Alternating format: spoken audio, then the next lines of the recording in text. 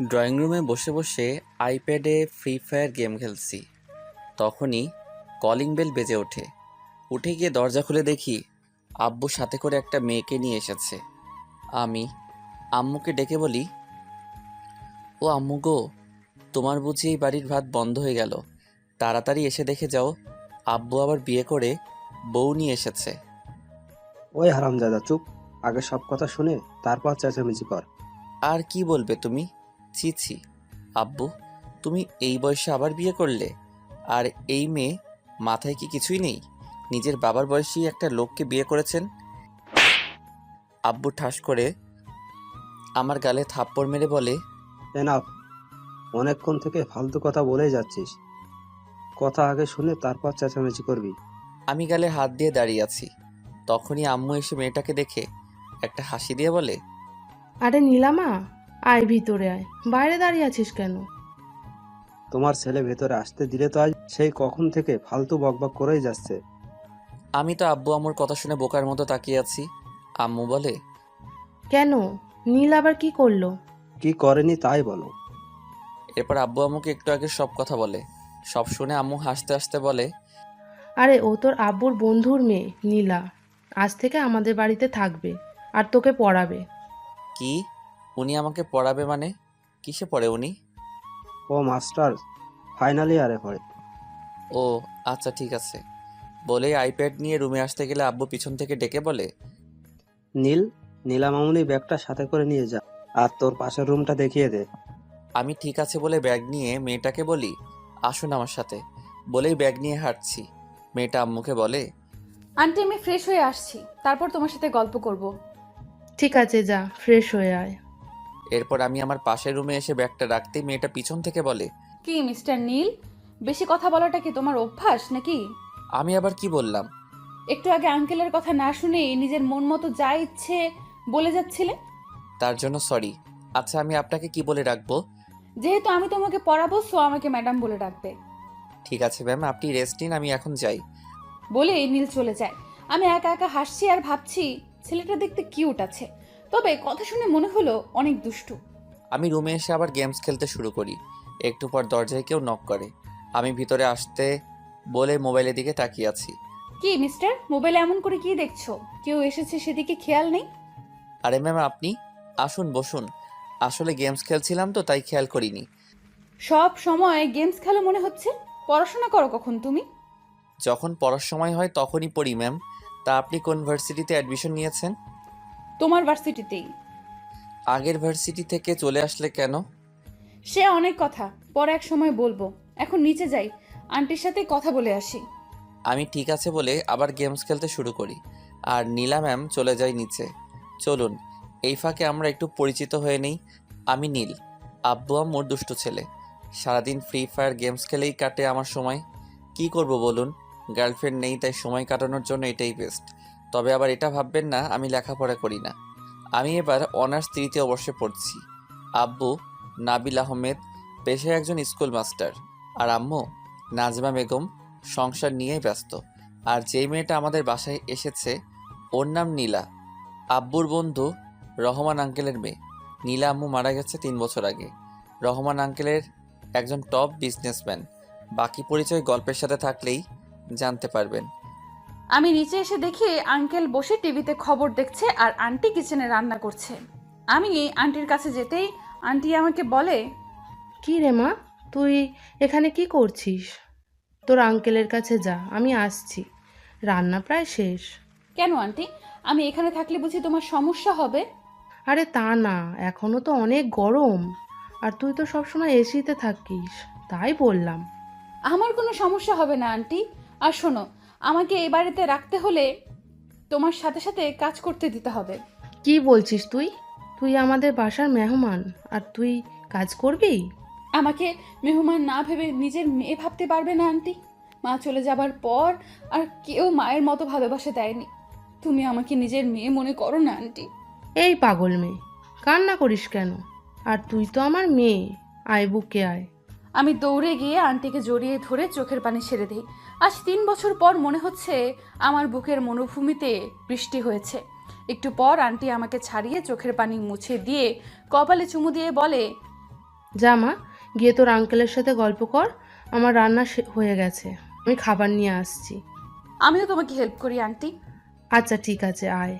আমি আর আব্বু টেবিলে বসে আছি। একটু পর দেখি আম্মু আর নীলা ম্যাম খাবার নিয়ে আসছে। আব্বু বলে, কিরে মা, তুই কাজ করছিস? আর নাজমা, তুমি কোন আক্কেলে মেয়েটাকে কাজ করতে দিচ্ছ? আন্টিকে কিছু বলো না আঙ্কেল, আমি নিজে থেকেই করছি। আন্টি আমাকে নিষেধ করেছে। উফ, এখন কথা রেখে খেতে দাও তো। আম্মু ক্ষুধায় পেটে ইঁদুর খরগোশ সব দৌড়াচ্ছে। আমার কথা শুনে আম্মু আর নীলা ম্যাম হাসছে। আব্বু আমার দিকে তাকিয়ে বলে, খাওয়া ছাড়া আর কোনো কাজ আছে নাকি? লেখাপড়ায় ঠন ঠনা ঠন। এবার যদি রেজাল্ট খারাপ হয় তাহলে খবর আছে তোর। কত কষ্ট করে ইন্টার থেকে 4.68 নিয়ে পাশ করেছি, তাও এই স্কুল মাস্টার বলে আমি নাকি ঠিকমতো পড়াশোনা করি না। পাশের বাড়ির আকাশ জিপিএ 5 পেয়েছে, তোর সাথেই তো পড়ে। পাশের বাসার রফিক আঙ্কেলের নিজের নামে একটা কোম্পানি আছে, সেও তো তোমার সাথেই পড়েছে। আমার কথা শুনে আব্বু রাগে কটমট করছে, আর আম্মু মুখ টিপে হেসে বলে, আচ্ছা, বাবা ছেলের ঝগড়া শেষ হলে এসে খাবার খেয়ে নাও। নীলা, তুইও চলে আয়, একসাথে খেয়ে নি। এরপর সবাই চুপচাপ খাবার নেয়। খাবার খেয়ে রুমে বসে কিছু সময় গেমস খেলি। একটু পর নীলা ম্যাম আমার রুমে এসে বলে, হাই, কি করছো? আরে আপনি আসুন, এই বসে আছি, তেমন কিছু না। তোমার তেমন কাজ না থাকলে চলো না বাহির থেকে ঘুরে আসি। আসলে বাসায় থাকতে সব সময় রুমে ছিলাম, তাই আর কি। আচ্ছা আপনি গিয়ে রেডি হয়ে আসুন। নীলা ম্যাম ঠিক আছে বলে একটা মুচকি হাসি দিয়ে চলে যায়। আমিও ওয়ার্ড্রপ থেকে একটা অরেঞ্জ রঙের টি শার্ট আর ব্ল্যাক প্যান্ট বের করে চেঞ্জ করে আয়নার সামনে দাঁড়িয়ে চুল ঠিক করছি। তখনই আব্বু আমার রুমে এসে বলে, কিরে দুলামিয়া, সাচ্ছিস কেন? কোথায় যাবি এই সময়? ম্যাম বলল ঘুরতে যাবে, তাকে নিয়ে বের হব। নীলামামুনি ঘুরতে যেতে চেয়েছে? ঠিক আছে, নিয়ে যা। আর এই নে টাকাটা রাখ, নীলামামুনি কিছু খেতে চাইলে কিনে দিস। বলেই আব্বু চলে যায়। আমি টাকা চাইলে তো কখনোই দেয় না, আর যেই নীলা ম্যামকে নিয়ে ঘুরতে যাব বলেছি অমনি 1000 টাকা দিয়ে গেল। এটা কি আমারই আব্বু? আম্মুর কাছে জিজ্ঞেস করতে হবে। বলেই রুম থেকে বের হয়ে নিচে এসে দেখি আম্মু বসে আছে। আমি আম্মুর পাশে বসতেই আম্মু আমার দিকে তাকিয়ে বলে, কি রে, কোথাও যাবি নাকি তুই এখন? ম্যাম, ঘুরতে যেতে চেয়েছে, তাই তাকে নিয়ে ঘুরতে যাব। আচ্ছা, তাড়াতাড়ি ফিরিস কেমন? ঠিক আছে। আচ্ছা আম্মু, একটা কথা বলো তো, তোমার হাজবেন্ড কি সত্যি আমারই আব্বু? এই ফাজিল, তোর আব্বু না হলে কার আব্বু? হুম? আমি টাকা চাইলে তো কখনো দেয় না, আর যেই শুনলো ম্যামকে নিয়ে ঘুরতে যাব অমনি আমাকে 1000 টাকা দিয়ে দিল। তোর আব্বু দেয় না তো কি হয়েছে? আমি তো দিই তোকে, তাই না? হুম, তুমি তো আমার লক্ষ্মী সুইট আম্মু। আরও কিছু কথা বলি আম্মুর সাথে। একটু পর নীলা ম্যাম আমাদের কাছে আসতেই আমি তো হা করে তাকিয়ে আছি তার দিকে। একটা পিঙ্ক কালারের গাউন পরেছে। আমি তো পুরাই ক্রাশ খেয়ে বসে আছি। নীলা ম্যাম আমার দিকে তাকিয়ে চোখের ভ্রু নাচিয়ে ইশারায় বলে কি, আমি লজ্জা পেয়ে অন্যদিকে তাকিয়ে ফেলি। আম্মু ওঠে নীলা ম্যামের কাছে গিয়ে চোখ থেকে একটু কাজল নিয়ে ম্যামের গালে লাগিয়ে দিয়ে বলে, কারণ নজর যেন না লাগে আমার মামনিটার। নীলা ম্যাম লজ্জা পেয়ে মুচকি হাসে। আমি আর চোখে ম্যামের দিকে তাকিয়ে আছি। একটু পর ম্যামকে নিয়ে বের হয়ে একটা রিক্সা নিয়ে এক পাশে চেপে বসি। কেমন জানি আনইজি ফিল করছি। এই প্রথম কোনো মেয়ের সাথে এক রিক্সায় উঠেছি। ম্যাম আমাকে বলে, তোমার জন্য কি এই দিকে জায়গা নেই? পড়ে যাবে তো। আমি ঠিক আছি ম্যাম, সমস্যা নেই। এই দিকে চেপে বসো, নয়তো পড়ে যাবে। আমি ম্যামের দিকে একটু চেপে বসে বলি, কোথায় যাবেন ম্যাম বলুন? তোমার যে জায়গা সবচেয়ে বেশি ভালো লাগে সেখানেই চলো। আমার তো নদী সবচেয়ে বেশি ভালো লাগে। তাহলে সেখানেই চলো। এরপর রিক্সাওয়ালা মামাকে বলি নদীর দিকে যেতে। একটু পর নদীর পাড়ে এসে ম্যামকে নিয়ে বসে আছি। দুজনের মাঝেই নীরবতা। নীরবতা ভেঙে আমি বলি, কিছু খাবেন ম্যাম? আমার খুব আইসক্রিম খেতে ইচ্ছে করছে।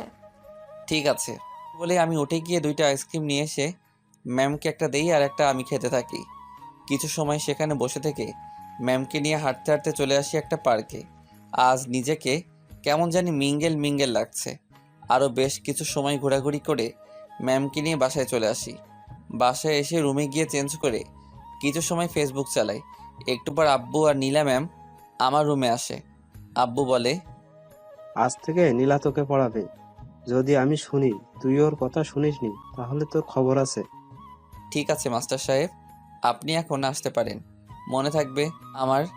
এরপর আব্বু চলে গেলে ম্যাম আমাকে বলে, বই নিয়ে টেবিলে বসো। আমি ঠিক আছে বলে বই নিয়ে টেবিলে বসে পড়ি। নীলা ম্যাম আমার মুখোমুখি হয়ে বসেছে।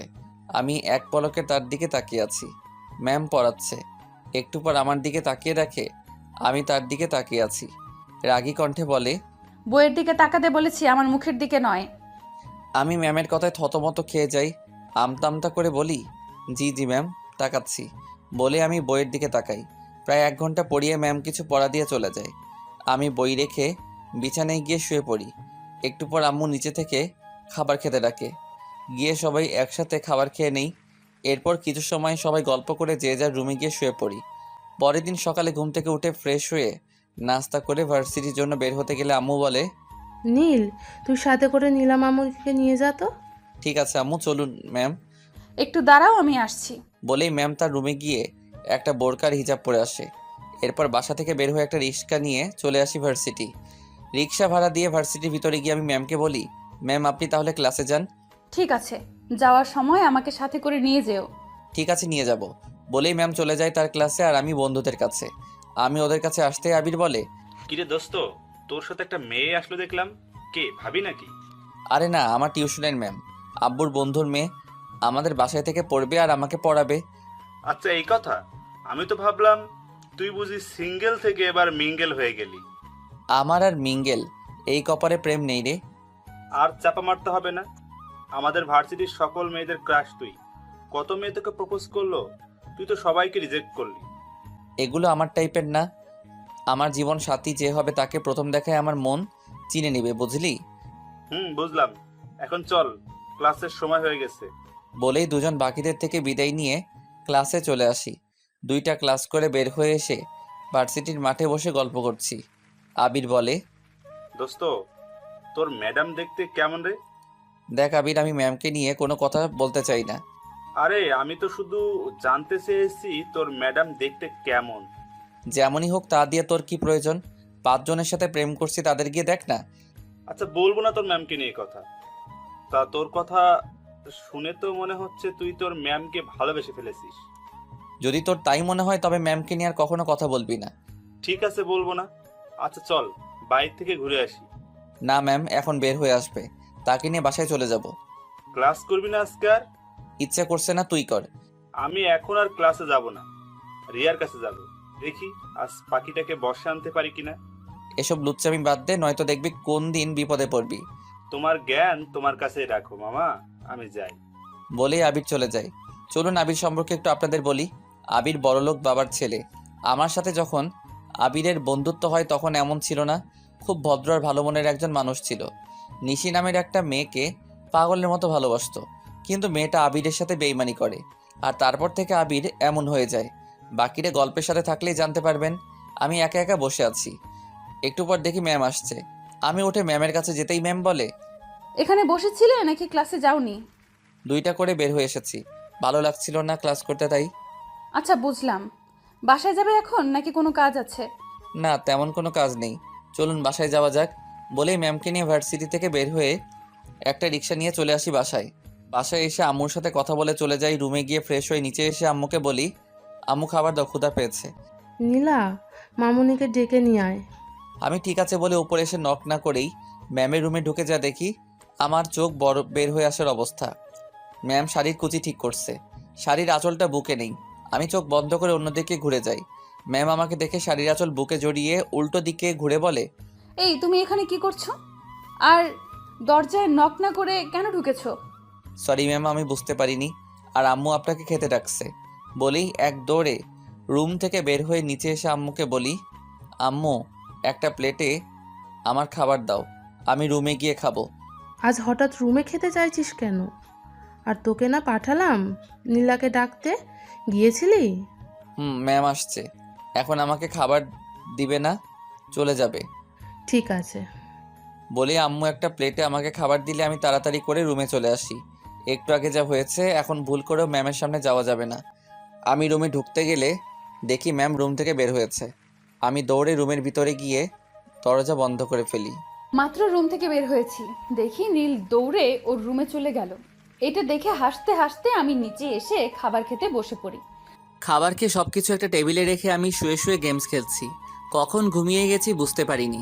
সেই কখন থেকে রুমে বসে আছি, আর কিছুক্ষণ আগের কথা ভাবছি। বাদরটা আমার সব দেখে ফেললো। এখন নীলের সামনে যাব কি করে ভাবতেই লজ্জা লাগছে। সব কিছু বাদ দিয়ে বই নিয়ে পড়তে বসেছি। ঘুম থেকে উঠে ফ্রেশ হয়ে নিচে এসে আম্মুকে বলি, আম্মু এক কাপ কফি বানিয়ে দিবে, মাথাটা ধরে আছে। আসতে নবাব সাহেব, ওনাকে এখন কফি বানিয়ে দিতে হবে। এই, তুই নিজে গিয়ে কফি বানিয়ে খেতে পারিস না? এই, আমার ছেলেকে একদম উল্টাপাল্টা কথা বলবে না। তোমাকে বলেছে কফি বানিয়ে দিতে? এবার বলো আব্বু, আমার আম্মু আমার সাথেই আছে। বাহ, যার জন্য করি চুরি সেই বলে চোর। মা ছেলে একজোট হয়েছে। আমি কি তোমাকে বলেছি আমার জন্য চুরি করতে?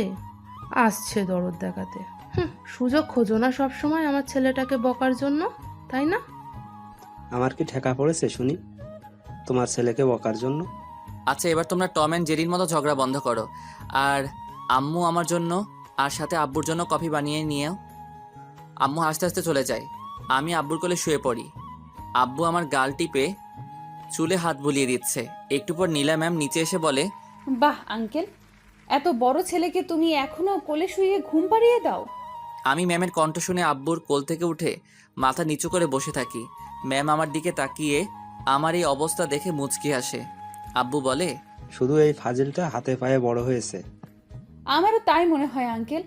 তুমি জানো, আজকে ভার্সিটি গিয়ে মাত্র 2টা ক্লাস করে বাইরে বসে আড্ডা দিয়েছি। আমি মনে মনে বলি, এই রে হয়ে গেল, এখন মাস্টার মশাই জ্ঞান দিতে শুরু করবে। ম্যাম আমাকে এমন করে বাসটা না দিলেই কি হতো না? কিরে, তুই ক্লাস না করে বাইরে বসে আড্ডা দিয়েছিস কেন? ভার্সিটি কি আড্ডা দিতে যাস? কতদিন তোকে বলেছি সকল ক্লাস করবি ভার্সিটি গিয়ে। তোকে নিয়ে আমার কত স্বপ্ন তুই জানিস। এভাবে যদি ক্লাস না করে আড্ডা দিস তাহলে কিভাবে আমার স্বপ্ন পূরণ করবি তুই? আমি রোজই সকল ক্লাস করি আব্বু, আজ ভালো লাগছিল না তাই। নীলামার কথায় যুক্তি আছে। বল, ক্লাস করতে ভালো না লাগলে বাসায় চলে আসতি, আড্ডা কি জন্য দিচ্ছিলি? ম্যাম বলেছে তাকে নিয়ে বাসায় আসতে, তাই তো ম্যামের জন্য অপেক্ষা করছিলাম। আমি ক্লাস না করে তোমাকে অপেক্ষা করতে বলেছি বুঝি? আমি মনে মনে বলি, আর বাস দিয়েন না গো মোড়ে, আর কিছু বললে মোর হিটলার বাপ, এখন না আবার জুতা খুলে মোড়ে পিডাই। এরপর যদি আর কখনো শুনি ক্লাস না করে আড্ডা দিয়েছিস তাহলে পিটিয়ে পিঠের ছাল তুলে নেব। আমি নীলা ম্যামের দিকে অসহায় দৃষ্টিতে তাকাই। ম্যাম আমার দিকে তাকিয়ে মিটমাট করে হাসছে। আমি মনে মনে বলি, এই দিনই শেষ দিন না ম্যাডাম, আমারও দিন আসবে, তখন বোঝাবে কত ধানে কত চাল। একটু পর আম্মু হাতে করে 4 কাপ কফি নিয়ে আসে। সবাই কফি খেতে খেতে আড্ডা দিচ্ছি। কিছু সময় পর ম্যাম বলে, নীল চলো পড়তে বসবে, সন্ধ্যা হয়ে গেছে। আমাকে আবার রাতে আজকে একটু পড়তে হবে, কাল আমার একটা অ্যাসাইনমেন্ট আছে। ঠিক আছে ম্যাম চলুন। বলেই আমি আর ম্যাম আমার রুমে গিয়ে বই নিয়ে টেবিলে বসে আমি ম্যামকে বলি, তখনকার জন্য সরি ম্যাম। তখন কার জন্য ঠিক বুঝলাম না। নক না করে আপনার রুমে ঢোকার জন্য, কিন্তু বিশ্বাস করুন আমি কিছুই দেখিনি। নীলের কথা শুনে আমার চোখে এসে লজ্জা ভর করে। ফাজিলটা সব দেখে এখন বলে কিছুই দেখেনি। ইচ্ছে করছে সব কয়টা চুল টেনে তুলে দেই। আচ্ছা ঠিক আছে, এখন পড়ায় মনোযোগ দাও। আমি ঠিক আছে বলে পড়তে কালকে দিয়ে যাওয়া পড়া ম্যামকে দেখাই। এরপর ম্যাম আমাকে পড়াচ্ছে। ঘণ্টাখানেকের মতো পড়িয়ে আজও কিছু পড়া দিয়ে চলে যায়। আমি টেবিল থেকে উঠে আইপ্যাড নিয়ে আবার গেমস খেলতে শুরু করি। কিছু সময় গেমস খেলে আইপ্যাডটা রেখে শুয়ে আছি। রুমে এসে কিছু সময় কালকের অ্যাসাইনমেন্টের জন্য পড়া কমপ্লিট করে আব্বুর সাথে কিছু সময় কথা বলে ছাদে গিয়ে দেখি নীল দাঁড়িয়ে কারোর সাথে মোবাইলে কথা বলছে। আমি আবিরের সাথে কথা বলছিলাম। হঠাৎ পিছনে কারো পায়ের শব্দ শুনে আবিরকে পরে কল দিব বলে কেটে দেই। ম্যাম আমার কাছে এসে বলে, এত রাতে কার সাথে কথা বলছো, তাও ছাদে এসে? আমার বন্ধু আবিরের সাথে। আপনি এখন এখানে? রুমে ভালো লাগছিল না, তাই একটু ছাদে আসলাম রাতে আকাশ দেখতে। ও আচ্ছা, আসুন দোলনায় বসি। বলেই ম্যাম আর আমি গিয়ে দোলনায় বসি। ম্যাম বলে, আচ্ছা তুমি এত ফাজিল কেন? যা বাবা, আমি আবার কি করলাম ম্যাম? এই যে এখানে আসার পর থেকেই তো দেখছি আঙ্কেলের সাথে কী সব কথা বলো। আঙ্কেলকে বুঝি ভালোবাসো না? ম্যাম, বাবা হচ্ছে সন্তানের জন্য ঠিক বটগাছের মতো, সন্তানের মাথার উপর ছায়া হয়ে থাকে। বাবাকে কতটা ভালোবাসি সেটা বলা হয়নি কখনো। আমার ভবিষ্যৎ সুন্দর করার জন্য আব্বু আম্মু দুজনে আমার জন্য কতটা কষ্ট করে সেটা আমি খুব ভালো করেই জানি। আর তাই এমন কোনো কাজ করি না যাতে আব্বু আম্মু আমার জন্য কষ্ট পায়। আমার আম্মু আমার এক চোখে আর আব্বু অন্য চোখে। তুমি খুব লাকি, তোমার আম্মু তোমার কাছে আছে। আর আমাকে দেখো, আম্মুকে হারিয়ে ফেলেছি। আব্বু যতটুকু পারে আমাকে সময় দেওয়ার চেষ্টা করে। দিন শেষে মায়ের অভাবটা ঠিকই বুকে হাহাকার নিয়ে আসে। মন খারাপ করবেন না ম্যাম, আপনি দেখবেন বিয়ের পর আপনার শাশুড়ি আপনাকে মায়ের অভাব বুঝতে দিবে না। নীলা ম্যাম কান্না করতে করতে আমাকে জড়িয়ে ধরে বলে, জানি না নীল, মায়ের ভালোবাসার কখনো পাবো কিনা। মা কেন আমাকে ছেড়ে চলে গেল? একবার যদি আবার মা ফিরে আসতো আমার কাছে। আমি ম্যামের মাথায় হাত রেখে বলি, কান্না করবেন না ম্যাম, দেখবেন একদিন আপনার জীবনে এত ভালোবাসা আসবে তখন আপনি চাইলেও চোখে পানি আনতে পারবেন না। ম্যাম আমাকে ছেড়ে দিয়ে চোখের পানি মুছতে মুছতে বলে, সরি, একটু ইমোশনাল হয়ে গিয়েছিলাম, তাই তোমাকে জড়িয়ে ধরে ফেলেছি, কিছু মনে করো না। আমার কিন্তু ভালোই লাগছিল ম্যাম। ফাজিল একটা, অনেক রাত হয়ে যাচ্ছে, আন্টি মনে হয় আমাকে খুঁজছে, চলো নিচে যাই। এরপর ম্যাম আর আমি নিচে আসতেই আম্মু বলে, কি রে, তোরা দুইটা কোথায় ছিলি এতক্ষণ? কতবার ডাকলাম। ছাদে বসেছিলাম আন্টি। আচ্ছা, এখন আয়, খাবার খাবি, অনেক রাত হয়ে গেছে। আন্টি আমাকে আজ তুমি খাইয়ে দিবে? কেন নয়, আয় মা, আজ তোকে আমি নিজ হাতে খাইয়ে দেব। আমি কি দোষ করলাম আম্মু? আচ্ছা আয়, তোদের দুইটাকেই খাইয়ে দিচ্ছি। বলেই আম্মু একটা প্লেটে খাবার নিয়ে আমাকে আর নীলা ম্যামকে খাইয়ে দেয়। খাবার শেষে কিছু সময় সবাই গল্প করে যে যার রুমে চলে যায়। ম্যাম যাওয়ার আগে আমাকে বলে, নীল, কাল একটু তাড়াতাড়ি উঠো, অ্যাসাইনমেন্ট আছে তো, তাই একটু আগেই যেতে হবে। ঠিক আছে ম্যাম, বলেই রুমে গিয়ে ঘুমিয়ে পড়ি। সকালে ঘুম থেকে উঠে ফ্রেশ হয়ে নিচে এসে দেখি আব্বু আম্মু বসে চা খাচ্ছে। আমাকে দেখে আব্বু বলে, কিরে, আজ এত তাড়াতাড়ি উঠে গেছিস? নীলা ম্যামের আজ অ্যাসাইনমেন্ট আছে, তাই ওনাকে নিয়ে যেতে হবে। কিন্তু ম্যাম কোথায়? গিয়ে দেখে আয়, রাতে হয়তো পড়েছে তাই উঠতে পারছে না। আমি ঠিক আছে বলে ম্যামের দরজার সামনে গিয়ে নক করতেই ম্যাম বলে, কে, নীল নাকি? জি ম্যাম, কখন যাবেন? ভেতরে এসো নীল। আমি ভিতরে গিয়ে দেখি ম্যাম তার হিজাবে সেফটি পিন লাগানোর চেষ্টা করছে, কিন্তু হচ্ছে না। ম্যাম কিছু মনে না করলে আমি লাগিয়ে দিব। ঠিক আছে, লাগিয়ে দাও। কেন জানি হচ্ছে না। আমি গিয়ে ম্যামের হাত থেকে সেফটি পিনটা নিয়ে খুব সাবধানে লাগিয়ে দেই। ম্যাম মুচকি হেসে আমাকে বলে, ধন্যবাদ, সেই কখন থেকে চেষ্টা করছি, হচ্ছে না। এখন চলুন, 9টা বেজে গেছে। চলো, লেট হয়ে যাচ্ছে। ম্যামকে নিয়ে নিচে এসে খাবার খেয়ে আব্বু আম্মুকে বিদায় দিয়ে বাসা থেকে বের হয়ে একটা রিক্সা নিয়ে চলে আসি ভার্সিটি। গেটের সামনে আসতেই আবির এসে বলে, কিরে, তোকে সে কখন থেকে কল করছি, মোবাইল কোথায় তোর? আর এটা বুঝি তোর ম্যাডাম? ম্যাম আপনি যান, লেট হয়ে যাচ্ছে আপনার। ম্যাম ঠিক আছে বলে চলে যায়।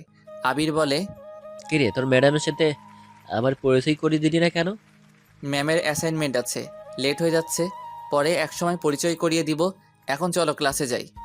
আমি কিছু সময় নীলের দিকে তাকিয়ে মনে মনে বলি, আমি জানি বন্ধু, তুই ইচ্ছে করে আমার সাথে তোর ম্যাডামের পরিচয় করে দিলি না, তবে আমিও দেখব তুই কতদিন লুকিয়ে রাখতে পারিস আমার থেকে। কি রে, কি ভাবছিস? চল ক্লাসে যাই। কিছু না, চল যাই। বলেই আমি আর আবির ক্লাসে চলে আসি। একটু পর স্যার ক্লাসে লেকচার দিতে থাকে। ক্লাস শেষ করে স্যার চলে যায়। এক এক করে বাকি ক্লাসগুলো করে বাইরে এসে দেখি ম্যাম গেটের সামনে দাঁড়িয়ে আছে। আমি আবিরকে বলি, আচ্ছা আমি বাসায় গেলাম, একটু কাজ আছে। বলেই ম্যামের কাছে আসতেই ম্যাম বলে, আজকে সব ক্লাস করেছো? আমি সবসময় সব ক্লাস করি, কাল শুধু করিনি। চলুন বাসায় যাওয়া যাক। আমার খুব ফুচকা খেতে ইচ্ছে করছে, চলো না ফুচকা খাই। ঠিক আছে চলুন তাহলে। বলেই ম্যামকে নিয়ে চলে আসি ফুচকার দোকানে। এরপর 2 প্লেট ফুচকার অর্ডার দেই। একটু পর ফুচকা দিলে দুজনে ফুচকা খেয়ে আমি ম্যামকে বলি, এবার বাসায় যাবেন নাকি আর কিছু খাবেন ম্যাম? না, আর কিছু এখন খাবো না, চলো হাঁটতে হাঁটতে বাসায় যাই আজকে। কি বলছেন? বাসা এখানে থেকে 20 মিনিটের রাস্তা, এত পথ হেঁটে যেতে পারবেন? খুব পারবো, আজ হেঁটে যেতে ইচ্ছে করছে। ঠিক আছে চলুন তাহলে হেঁটেই যাই। বলেই ম্যামকে নিয়ে হাঁটতে থাকি। রাস্তায় টুকটাক কথা বলতে বলতে বাসায় চলে আসি। বাসায় এসে ম্যাম আর আমি ওপরে চলে আসি। রুমে যেতে নিলে ম্যাম বলে, আজ ঘুরতে যেতে হবে বিকেলে নীল। ঠিক আছে, আপনি রেডি হয়ে থাকেন। ম্যাম ঠিক আছে বলে মিষ্টি একটা হাসি দিয়ে চলে যায়। আমি আবারও ম্যামের হাসি দেখে ক্রাশ খেলাম। কিছু সময় সেখানে দাঁড়িয়ে থেকে রুমে এসে ব্যাগটা টেবিলে রেখে ওয়াশরুমে গিয়ে গোসল করে রুমে এসে চেঞ্জ করে নিচে এসে খাবার খেয়ে নেই। খাওয়া শেষে সোফায় এসে আম্মুর কোলে মাথা রেখে শুয়ে পড়ি। কিছু সময়ের মধ্যে সেখানেই ঘুমিয়ে পড়ি। বিকেলে ম্যামের ডাকে ঘুম ভাঙে। এই নীল ওঠো, আর কত ঘুমাবে? তুমি না আমাকে নিয়ে ঘুরতে যাবে বলেছো? আমি ঘুম থেকে উঠে চোখ ডলতে ডলতে তাকিয়ে দেখি আমি ম্যামের কোলে শুয়ে আছি।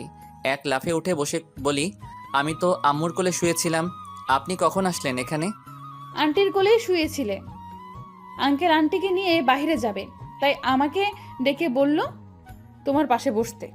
তুমি নাকি সোফায় ঘুমালে পড়ে যাও, তাই। কোথায় গেছে আব্বু আম্মু? কিছু বলে গেছে? আন্টির নাকি প্রেশারটা বেড়ে গেছে, তাই ডাক্তারের কাছে গেছে।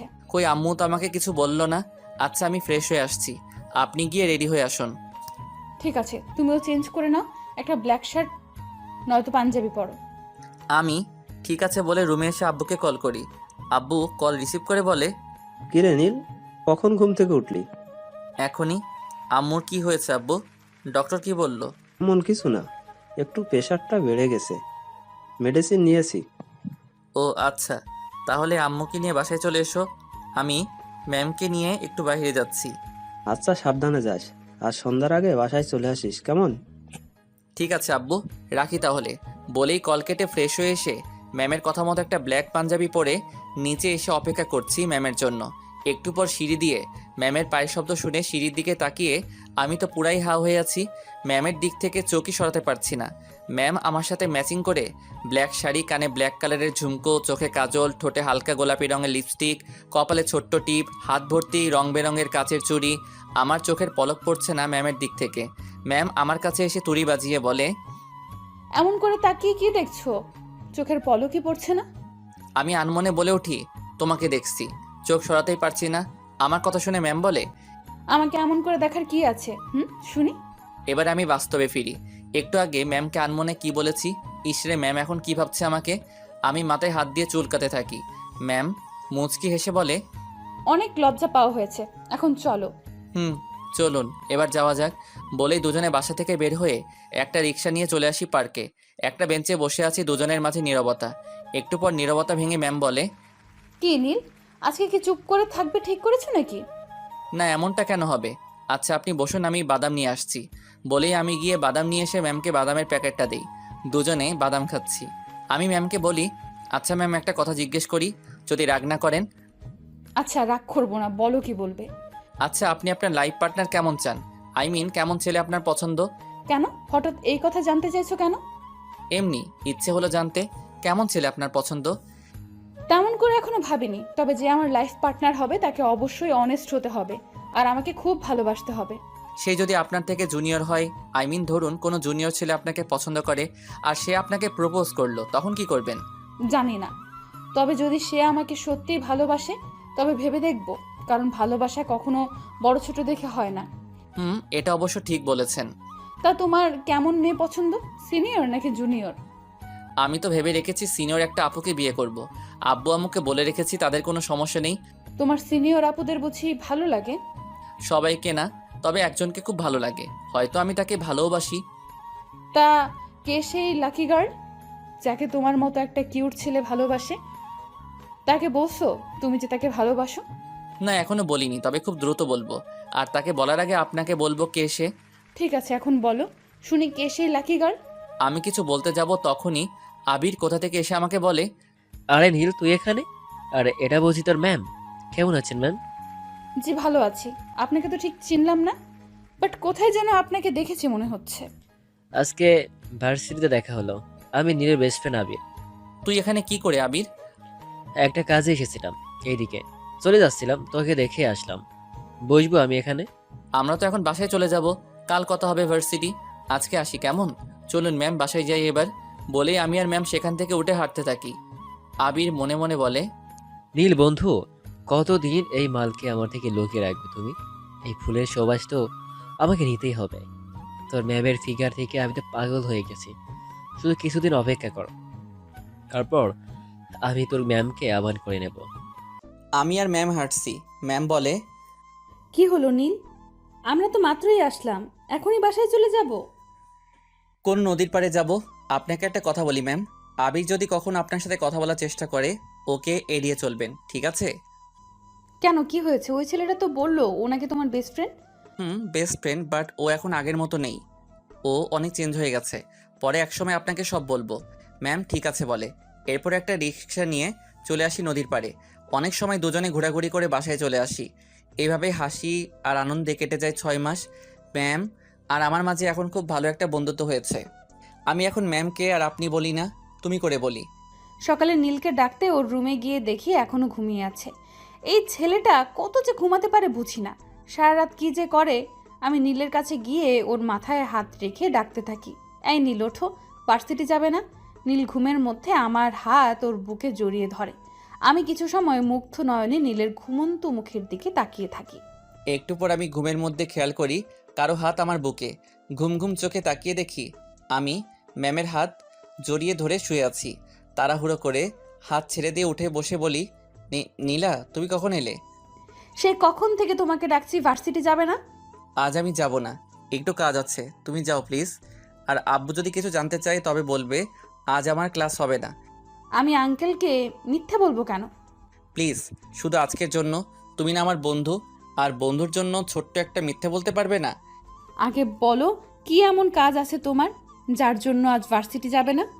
এটা তোমার জন্য সারপ্রাইজ, এখন বলা যাবে না। আমার জন্য কি এমন সারপ্রাইজ শুনি? বলে দিলে কি আর সারপ্রাইজ থাকলো?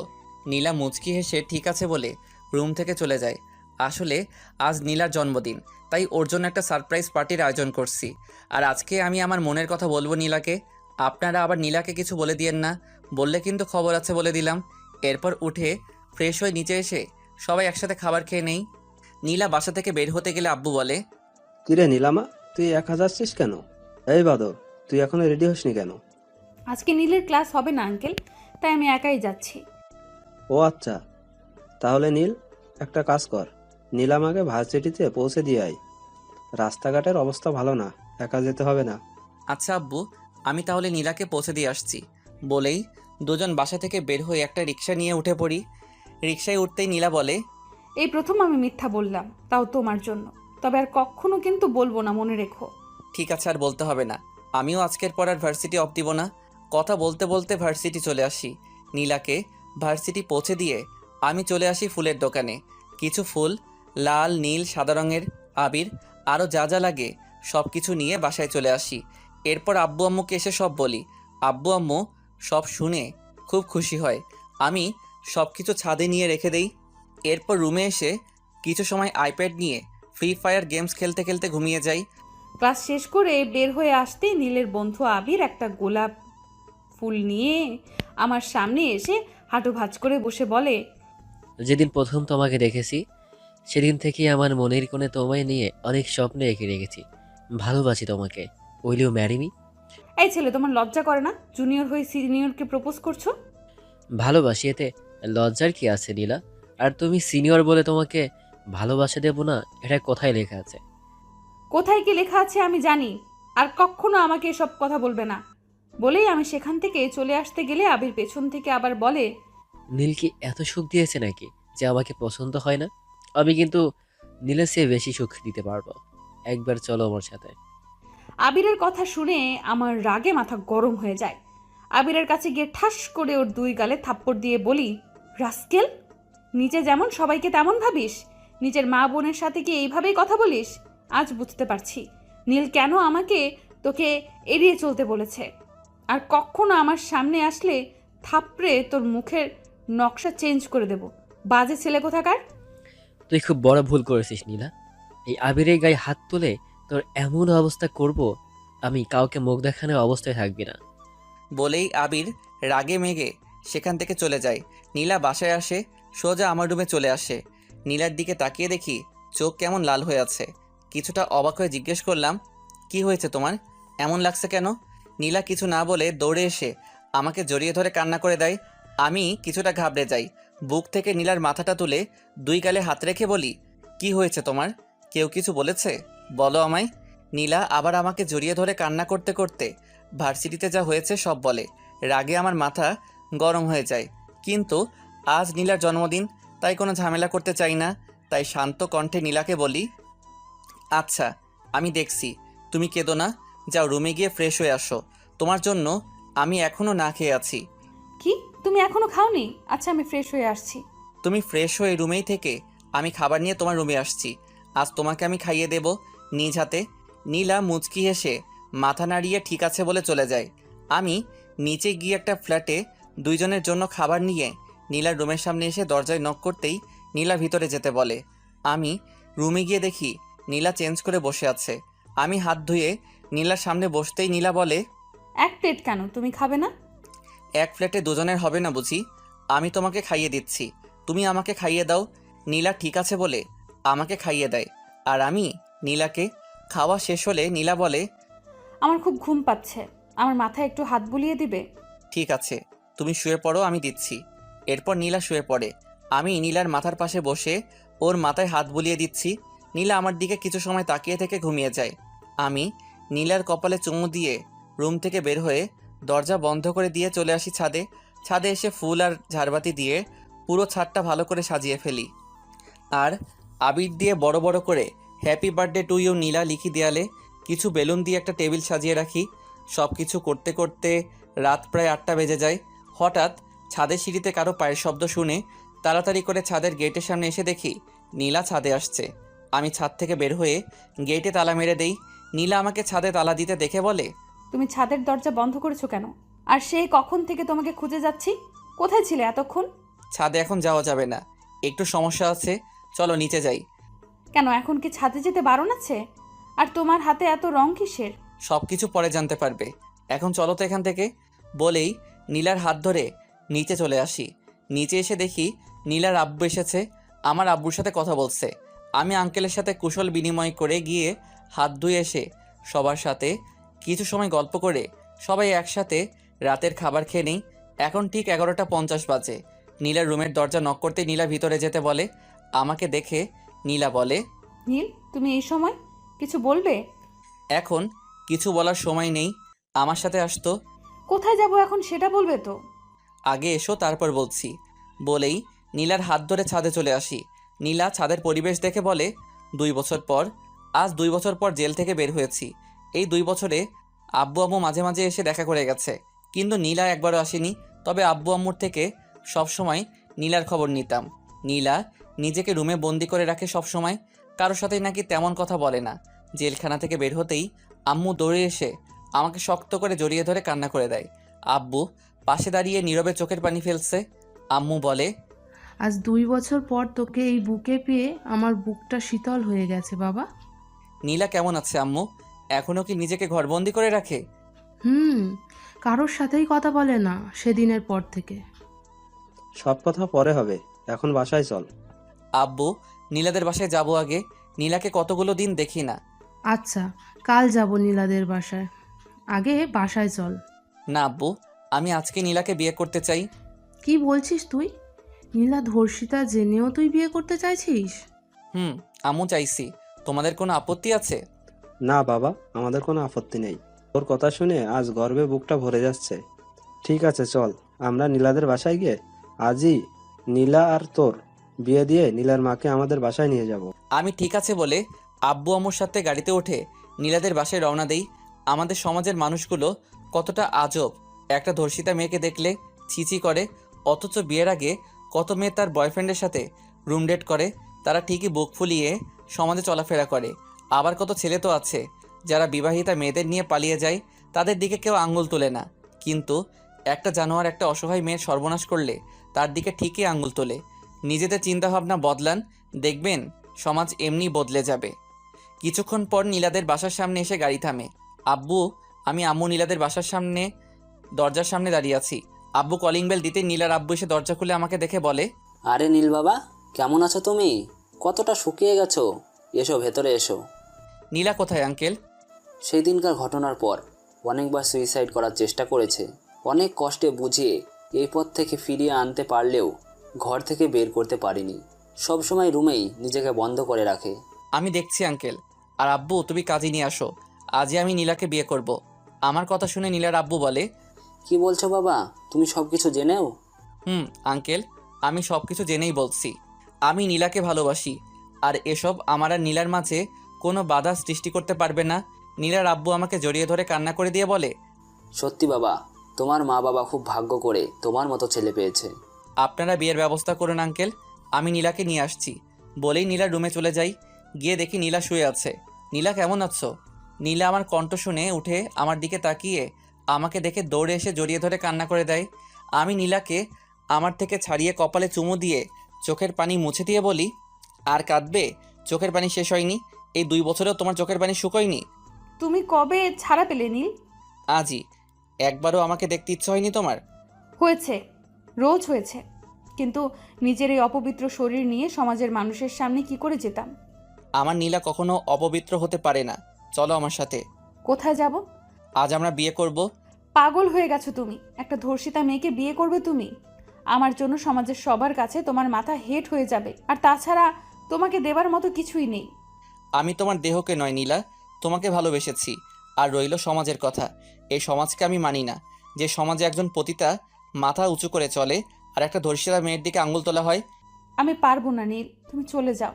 আমার চোখের দিকে তাকিয়ে বলো তুমি আমাকে ভালোবাসো না। একবার বলো আমি চলে যাব। নীলা আমাকে ছেড়ে দিয়ে উল্টো পাশ হয়ে চোখের পানি ছেড়ে দেয়। আমি নীলার কাছে গিয়ে আমার দিকে ঘুরিয়ে চোখের পানি মুছে বলি, আমি আমার উত্তর পেয়ে গেছি। এবার রেডি হয়ে নাও, আমরা আজই বিয়ে করছি। কিন্তু নীল, এটা কি করে? আর কিছু বলার আগেই আমি নীলার ঠোঁটের সাথে আমার ঠোঁট মিশিয়ে দেই। 5 মিনিট পর ছেড়ে দিয়ে বলি, এখনও বলবে আমাকে বিয়ে করবে না? নীলা কান্না করতে করতে আমাকে জড়িয়ে ধরে। আমিও শক্ত করে নীলাকে আমার বুকে জড়িয়ে ধরি। বেশ কিছু সময় দুজনে একে অপরকে জড়িয়ে ধরে আমি নীলার হাত ধরে নিচে আসতেই আম্মু নীলার কাছে এসে কপালে চুমু দিয়ে বলে, আয় মা, বস এখানে। নীলা আম্মুর সাথে গিয়ে বসে পড়ে। একটু পর আব্বু আর আঙ্কেল কাজী নিয়ে আসলে আমাদের বিয়ে পড়ানো হয়। কাজী বিয়ে পড়িয়ে চলে যায়। কিছু সময় নীলাদের বাসা থেকে আমাদের বাসায় চলে আসি। নীলা আম্মুর সাথে নিচে বসে আছে। আমি ওয়াশরুমে চলে যাই গোসল করতে। চলুন জেনে আসি 2 বছর আগে কি এমন হয়েছিল যার জন্য আমি জেলে গিয়েছিলাম। 2 বছর আগে। নীলা ছাদের পরিবেশ দেখে খুশিতে আমাকে জড়িয়ে ধরে বলে, তুমি জানলে কি করে আজ আমার জন্মদিন? আমার হবু বউয়ের জন্মদিন আর আমি জানবো না? কে তোমার হবু বউ? আমি পকেট থেকে একটা রিং বের করে নীলার সামনে হাঁটু ভাঁজ করে ফিল্মি স্টাইলে বসে বলি, তোমাকে দেখার পর হারিয়ে গেছে আমার চোখের ঘুম, আমার নিঃশ্বাস প্রশ্বাসে এখন শুধু তোমারই ছোঁয়া। আমি সেই চাঁদ যার তুমি ছাড়া আর কোনো আকাশ নেই। আমার প্রতি মোনাজাতে তুমি, তুমি আমার প্রতি বইয়ের পাতার প্রতিটি শব্দ, তুমি আমার সুখের আশা। তাই চাই না কখনো তোমার থেকে দূরে যেতে। I love you Nila, will you marry me? Nila আমার সামনে বসে আমাকে জড়িয়ে ধরে কান্না করতে করতে বলে, তোমায় ভালোবাসার দামে পাপ যদি হয় পায়ে পায়ে মাখিব পাপ সারা গায়ে, কোনো পুণ্য খুঁজি না। তোমায় ভালোবাসা ছাড়া আমি আর অন্য কিছুই বুঝি না। আমিও যে তোমার প্রেমেই অন্ধ, বুঝি না আর ভালো মন্দ। তোমার ভালোবাসার পানি ছাড়া অন্তর আমার ভিজবে না। সব দরজা বন্ধ হলেও ক্ষতি নেই তোমার দরজা খোলা থাকলে। মরার মতো বেঁচে থাকবো মন থেকে তুমি ভুললে। থাকলে তোমার বুকের মাঝে মনটা থাকে মহা আনন্দে। তুমি ছাড়া আমিও বাঁচব না। I love you too Neel, and yes I will marry you. আমিও নীলাকে শক্ত করে জড়িয়ে ধরি আমার বুকে। কিছু সময় এভাবে থাকার পর আমি নীলাকে রিং পরিয়ে দিয়ে হাতে কিস করি। এরপর আব্বু আঙ্কেল সবাই হাততালি দিতে দিতে বের হয়ে আসে। নীলা সবাইকে দেখে লজ্জায় লাল হয়ে যায়। আম্মু বলে, বাহ, আমাদের ছাড়াই এরা নিজেদের বিয়ে ঠিক করে ফেলেছে। আম্মু তোমরা তো সবই জানো, তাও এসব বলছো? নীলা আমার কানের কাছে এসে ফিসফিস করে বলে, আব্বু আঙ্কেল আন্টি এতক্ষণ এখানেই ছিল? এখানেই ছিল ম্যাডাম। নীলা লজ্জা পেয়ে আমার বুকে মুখ লুকায়। এরপর সবাই একসাথে নীলাকে উইশ করে কেক কেটে সবাই সবাইকে খাইয়ে দেয়। আব্বু আম্মু আঙ্কেল কিছু সময় থেকে চলে যায়। আমি নীলার এক হাত ধরে টেনে আমার বুকের সাথে জড়িয়ে ধরে গালে চুমু দিয়ে বলি, আজ থেকে বাকিটা জীবন ভালোবেসে মিশে রবে আমাদের দুটি মন। তাই থাকবে। আর আমার এক্সাম শেষ হলে আমরা বিয়ে করে নেব। আমার বইয়ের দেখছি আদর খাওয়ার জন্য আর তর সইছে না। নীলা মুচকি হেসে আমাকে শক্ত করে জড়িয়ে ধরে। বেশ কিছু সময় দুজন ছাদে থেকে নিচে চলে আসি। নীলা ওর রুমে চলে যায়, আমি আমার রুমে এসে শুয়ে পড়ি। মাত্র রুমে এসে চেঞ্জ করব, তখনই নীলের নাম্বার থেকে এসএমএস আসে, একটু ছাদে এসো তো, কথা আছে। আমি মুচকি হেসে রুম থেকে বের হয়ে ছাদে গিয়ে কাউকে দেখি না। হঠাৎ ছাদের গেট বন্ধ করার আওয়াজে পেছনে তাকিয়ে দেখি আবির রাগী লুকে আমার দিকে তাকিয়ে আমার দিকে এগিয়ে আসছে। আবির, তো তুমি এখানে আর এইভাবে আমার কাছে আসছো কেন? তোর খুব অহংকার তাই না? নীল তোকে এত মজা দিয়েছে তাই তুই আমার ভালোবাসা ফিরিয়ে দিয়েছিস। আজ তোর এমন অবস্থা করব দেখি নীল আর তোরেই মুখটায় দেখে কিনা। প্লিজ আবির, আমার এত বড় সর্বনাশ করো না। আমি তোমার কাছে আমার ইজ্জত ভিক্ষা চাই। হ্যাঁ হ্যাঁ হ্যাঁ, আমি তো তোমার ইজ্জত নিব না সোনা, একটু মাস্তি করব। বলেই আবির পশুর মতো ঝাঁপিয়ে পড়ে নীলার ওপর। নীলা হাজারো চেষ্টা করে আবিরের শক্তির সাথে পেরে ওঠে না। আবির নিজের শরীরের চাহিদা মিটিয়ে একপাশে বসে বসে সিগারেট খাচ্ছে। নীলা নিজের শাড়ির আঁচল বুকে জড়িয়ে কান্না করছে। আমি শুয়ে আছি, কিন্তু কিছুতেই ঘুম আসছে না। নীলার সাথে কথা বলার জন্য মনটা ছটফট করছে, তাই উঠে লাইট অন করে মোবাইল খুঁজছি, কিন্তু মোবাইলটা রুমে নেই। হঠাৎ মনে পড়লো মোবাইল তো ছাদে রেখে এসেছি, তাই রুম থেকে বের হয়ে ছাদের দরজা খুলতে গেলে দেখি বন্ধ।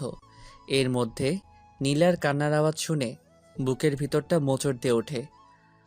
কয়েকটা লাথি মারতে দরজা ভেঙে যায়। ছাদে এসে যা দেখি, আমার মাথায় আকাশ ভেঙে পড়ে। আবি নীলার পাশে বসে সিগারেট খাচ্ছে। ওর গায়ে একটা শর্ট প্যান্ট ছাড়া কিছু নেই। নীলা ওর শাড়ির আঁচল বুকে জড়িয়ে কান্না করছে। আবির আমাকে দেখে পালানোর চেষ্টা করলে ওর বুকে এক লাথি মেরে ওকে ফেলে দিয়ে আশেপাশে তাকিয়ে একটা রড হাতে নিয়ে ইচ্ছে মতো আবিরকে মারতে থাকি। মারতে মারতে আবিরের নাক মুখ থেকে রক্ত বের করে ফেলি। আবিরের শরীর ফেটে রক্ত পড়ছে। চেঁচামেচি শুনে সবাই ছাদে এসে দেখে এই অবস্থা।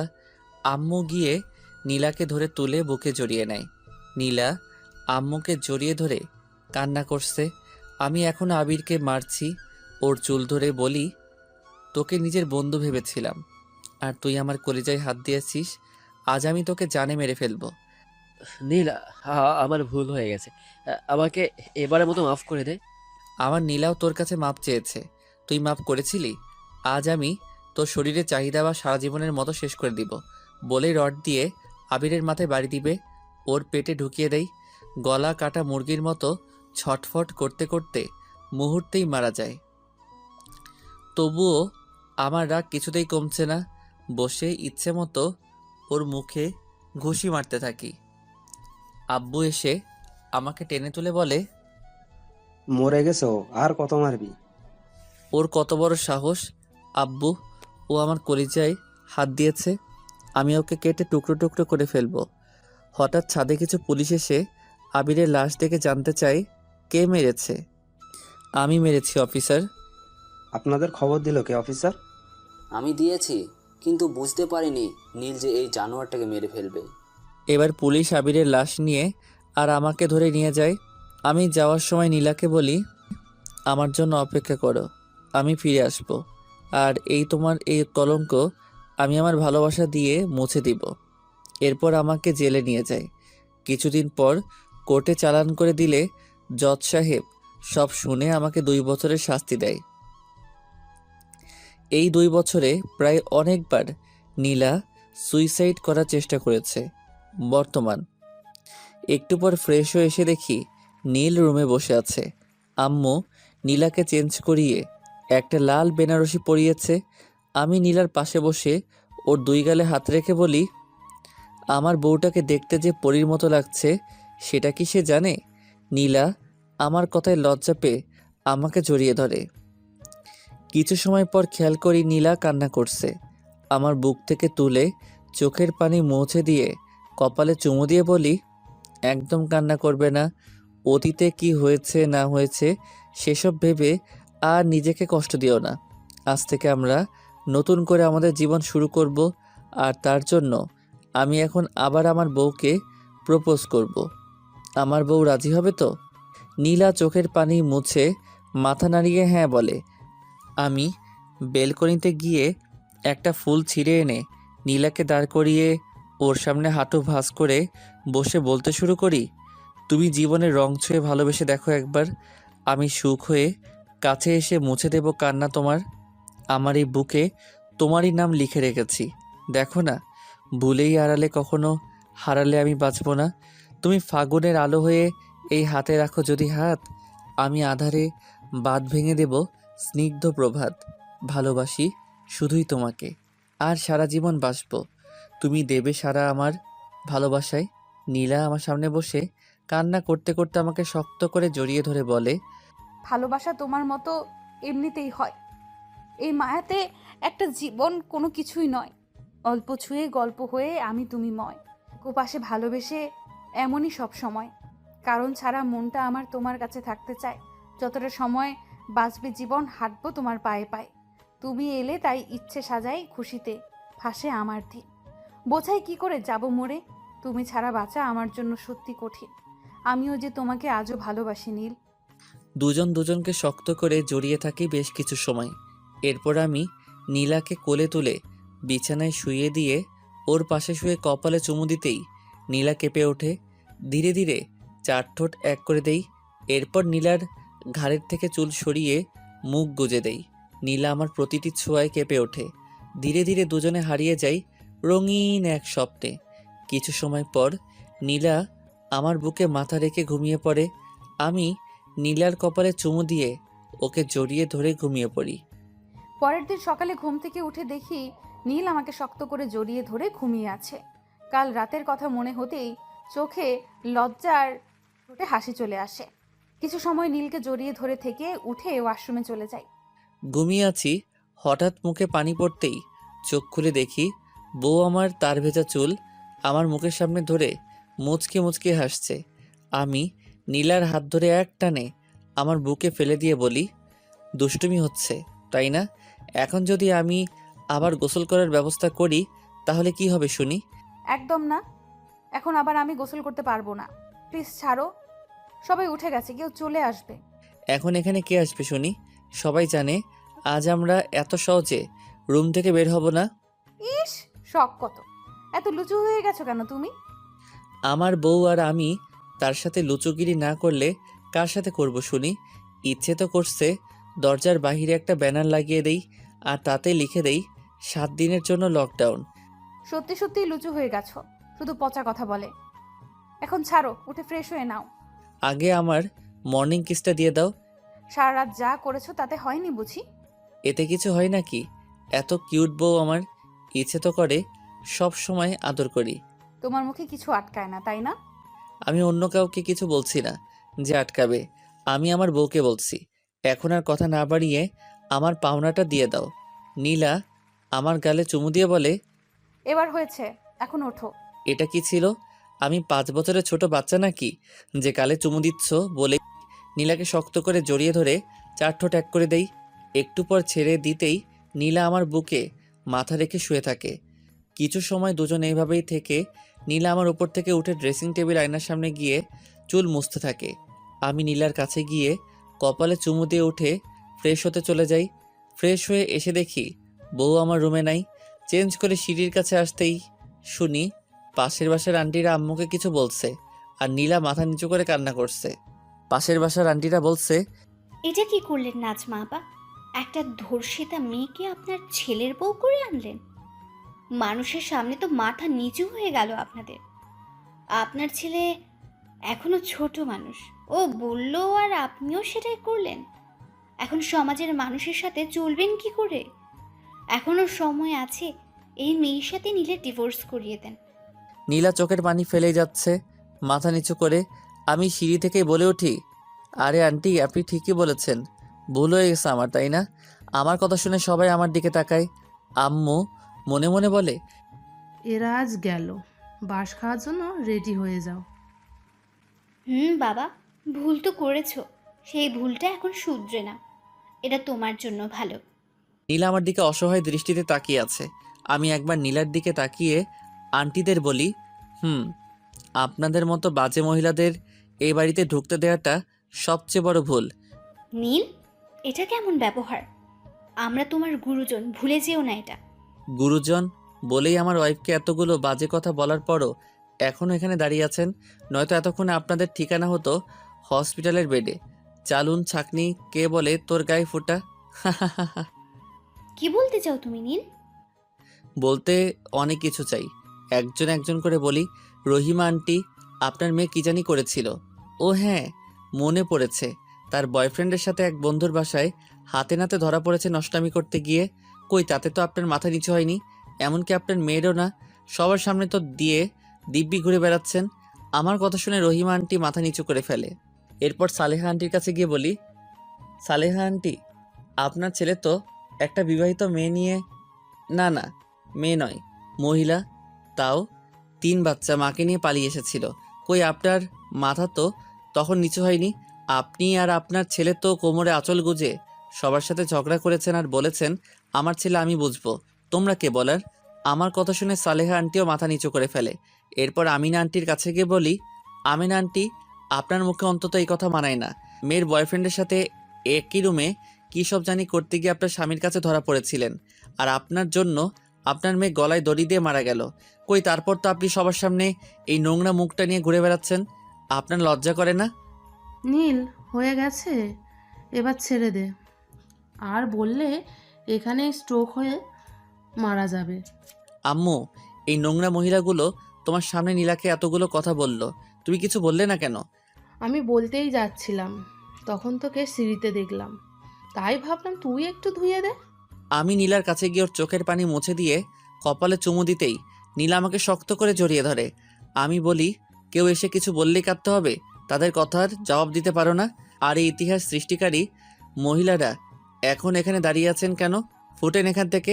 আর ভুল করেও আমাদের বাসার আশেপাশে যেন না দেখি।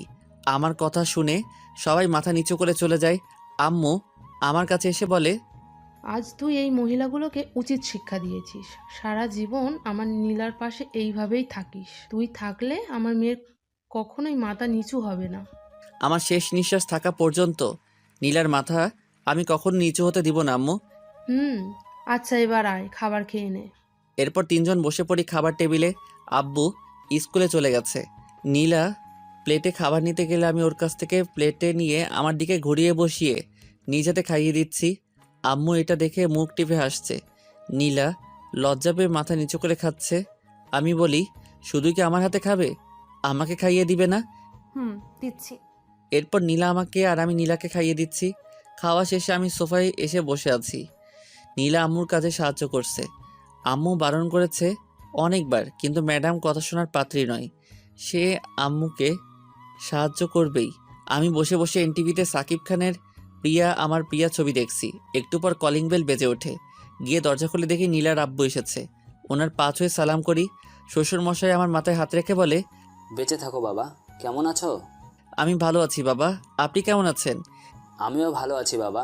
এরপর নীলার আব্বুকে নিয়ে ভিতরে আসতেই নীলা ওর আব্বুর কাছে এসে জড়িয়ে ধরে বলে, কেমন আছো আব্বু? আমি ভালো আছি মা, তুই কেমন আছিস?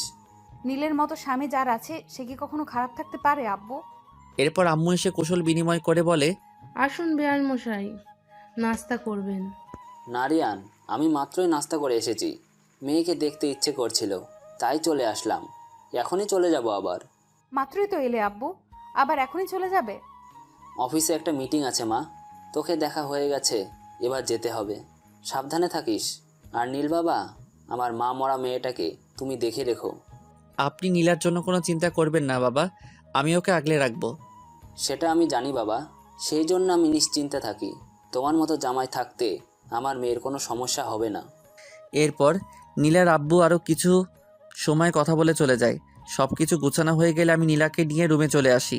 রুমে এসে নীলাকে ঘুরিয়ে পিছন থেকে জড়িয়ে ধরে ঘাড়ে নাক ঘষতে ঘষতে বলি, কোথাও ঘুরতে যাবে আজ? যাব। কোথায় নিয়ে যাবে? কোনো এক রোমান্টিক জায়গায়, যেখানে পরিবেশ থাকবে নীরব স্তব্ধ। আচ্ছা, একটা কথা জিজ্ঞেস করি। বলো, কি জানতে চাও? এত ভালোবাসো কেন আমায়? কারণ এক জীবনে মনের মানুষ একজনই তো হয়। তুমি আমার সেই প্রিয়জন, মিথ্যে কথা নয়। আশেপাশে থাকো যদি, বুকে বহে সুখের নদী। কখনো এই ভালোবাসার হবে না তো ক্ষয়। অনুভবের আকাশ খুলে তোমায় দেখতে চাই। বুকের ভিতর তোমার নামে সাজানো আছে এক পৃথিবী। যত ভালোবাসি তোমায় মনে হয় কম হয়ে যায়। নীলা ঘুরে আমাকে শক্ত করে জড়িয়ে ধরে বলে, তোমায় ছাড়া শূন্য আমি, কিছুই নেই চাওয়ার আর। জীবনের শেষ নিঃশ্বাসটুকু নিতে চাই তোমার বুকে মাথা রেখে। তোমার মুখের একটু হাসি হয়ে ওঠে আমার সুখের সকল কারণ। আমার মন খারাপের ওষুধ হয়ে সারাও তুমি সব অসুখ।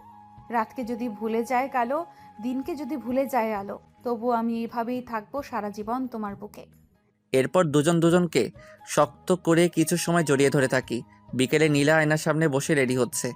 আমি গিয়ে নীলাকে আমার সামনের দিকে ঘুরিয়ে বলি, আমি থাকতে আমার বউ কেন কষ্ট করছে? তা আমার বরটা এখন কি করবে শুনি? তোমার বর এখন তোমাকে নিজ হাতে সাজিয়ে দিবে। নীলা মুচকি এসে ঠিক আছে বলে এরপর আমি নীলাকে সাজিয়ে দেই। দুজনে ম্যাচিং করে ড্রেস পরেছি। আম্মুর কাছে বলে নীলাকে নিয়ে চলে আসি একটা নদীর পাড়ে। পরিবেশটা খুব নীরব আর নিস্তব্ধ। নীলাকে সামনে বসিয়ে আমি ওর পিছনে বসে পিছন থেকে জড়িয়ে ধরে বসি। নীলা আমার বুকের সাথে ওর পিঠ ঠেকিয়ে বসে আমার হাত শক্ত করে জড়িয়ে ধরে বসে থাকে। একটু পর নীলা বলে, আচ্ছা, আমরা যদি এখন বেবি নেই তাহলে কেমন হয়? খুব ভালো। আমাদের কোলজোরে একটা বেবি আসবে যে ছোট ছোট হাত দিয়ে আমাদের সাথে দুষ্টামি করবে। একটু বড় হলে তোমাকে আব্বু আর আমাকে আম্মু বলে ডাকবে। তাহলে বাসায় গিয়ে আজ থেকে ভীষণ শুরু করব, কি বলো? নীলা লজ্জা পেয়ে আমার বুকে মুখ লুকিয়ে ফেলে। আরও বেশ কিছু সময় দুজনে সেখানে বসে দেখে সন্ধ্যায় বাসায় চলে আসি। বাসায় আসতে আব্বু বলে, কিরে দুজনে কেমন ঘুরলি? আচ্ছা আব্বু, আমরা এক্ষুনি আসছি। অনেকক্ষণ আগে এসেছি, যা তোরা রুমে গিয়ে ফ্রেশ হয়ে আয়। বলেই দুজনে চলে রুমে এসে ফ্রেশ হয়ে নিচে এসে কিছু সময় আব্বু আম্মুর সাথে কিছু সময় আড্ডা দিয়ে রাতের খাবার খেয়ে রুমে এসে বসে আছি। আমি নীলাকে বলি, কি মিশন, কি শুরু হবে আজ থেকে? আমি কখন বারণ করলাম শুনি? মুচকি হেসে নীলাকে বুকে জড়িয়ে ধরে ওর গলায় মুখ গুজে দেই। ধীরে ধীরে নীলাকে নিয়ে বিছানায় শুয়ে পড়ি। এরপর চার ঠোঁট এক করে দিয়ে একে অপরে ঠোঁটের স্বাদ নিতে থাকি। আস্তে আস্তে দুজনে হারিয়ে যাই ভালোবাসার জোয়ারে। একটুবার নীলাকে বুকে জড়িয়ে দুজনে ঘুমিয়ে পড়ি। সকালে ঘুম থেকে উঠে দেখি নীল আমাকে ওর বুকে জড়িয়ে ধরে ঘুমিয়ে আছে। কিছু সময় নীলের ঘুমন্ত মুখের দিকে তাকিয়ে থেকে ওর কপালে চুমু খেয়ে উঠে ও আশ্রমে চলে যায়। ঘুমের মধ্যে হঠাৎ মুখে পানি পড়ায় চোখ খুলে তাকিয়ে দেখি আমার বউ আমার মুখের উপর তার ভিজা চুল ধরে রেখেছে। এক টানে বুকের উপর ফেলে দিয়ে বলি, সকাল সকাল দুষ্টুমি হচ্ছে, এখন তো এর ফল পেতেই হবে। এখন একদম দুষ্টুমি করবে না, সারা রাত দুষ্টুমি করেছো। বউটা আমার, তাই আমি তো দুষ্টামি করবই, দেখি কে আটকায় আমায়। বলেই আবার দুজনে হারিয়ে যাই এক অপরের মাঝে। এই যে আপনারা এখন এমন করে তাকিয়ে আছেন, একটু লজ্জা নেই তাই? আমাদের এবার একটু একা ছেড়ে দিন। দিনটা টাটা, ভালো থাকুন। আর বউয়ের আদর পেতে হলে তাড়াতাড়ি বিয়েটা করে নিন।